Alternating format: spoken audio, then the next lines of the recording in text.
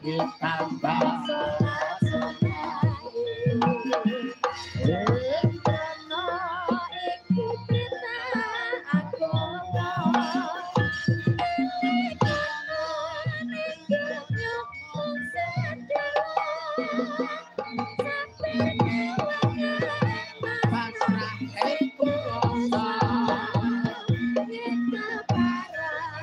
besok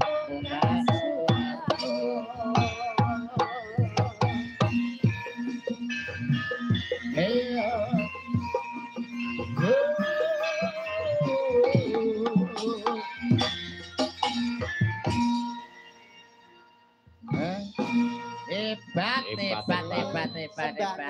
Mbah nuwun sangat, matur nuwun, terima kasih. Siap, thank you. Sukron suwondo ya. Iya. Hebat. Hebat. Nyatane menapa menika tembang syair kagem siar, agama suci lewat kerawitan utawi lewat gamelan inggih saged sekeca dimidhangetaken. Wonten ing Solo menika nggih wonten gamelan naminipun sekaten. Oh nggih, wonten kraton Kasunanan. Nggih. Menika slendro isinipun 1, 2, 3, 5, 6 nek digunggung 17. Nggih.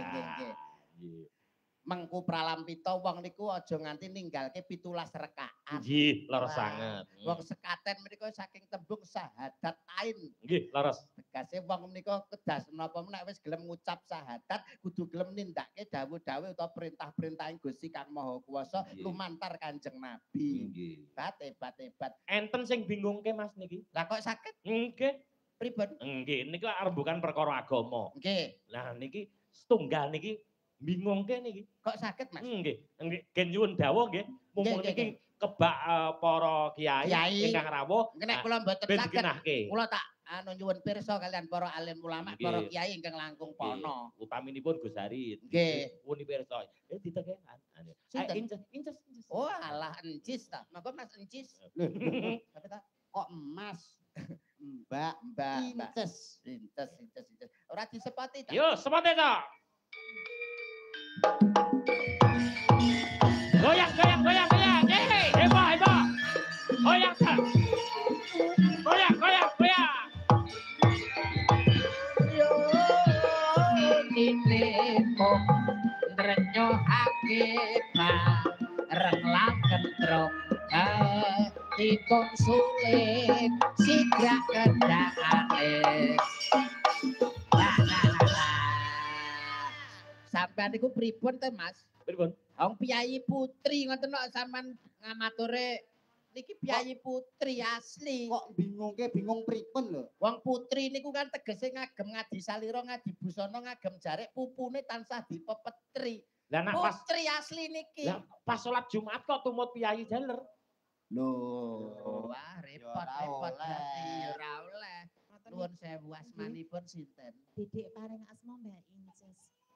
Dedek paring asma Mbak Inces. Saking pundi mian menika saking pundi kok mian piyambakan mian mboten kalih sinten-sinten to mian menika? Nggih kalih bapake lari-lari. Weh, kalih bapakipun lari-lari. Ya ampun. Oh sampun kagungan garwa to? Metu ndi? Metu kentol. Mboten menawi kan kados kula niki ya sesar. Oh, sesar. Nggih, saiki kan peralatan saya maju, saya canggih. Kedokteran saya maju kok ora metu dalane kan iso dilewatne dalan liyane. Ya. Ngono Mboten saged medal dalan ngajeng nggih medal dalan nggih ngoten. Ya padha karo iki karo mbok ya ditokne kok mburi. Kok orang iso metu ngarep kok dalan guri iki? Maksudnya niki wau lho kan teng mriku kan rame banget kula medale mriki ngoten lho. Oh, mergo akeh para tamu. Nggih. Sampeyan asli saking pundi to, Mbak? Saking Baben. Wah, jelas iki. Jelas iki. Baben iki nggon apa to, Ndol? Ikut begenggek. Ngawur Ora, Mas. Biyen saiki Saiki wis ora ono ya. ora ono kok iso. Nek kono ki nggone bakul pakan manuk. Oh, kroto. Nggih, kroto. Jenengan purun nuduli kroto kula. Alah wong krotomu ya padha karo krotoku.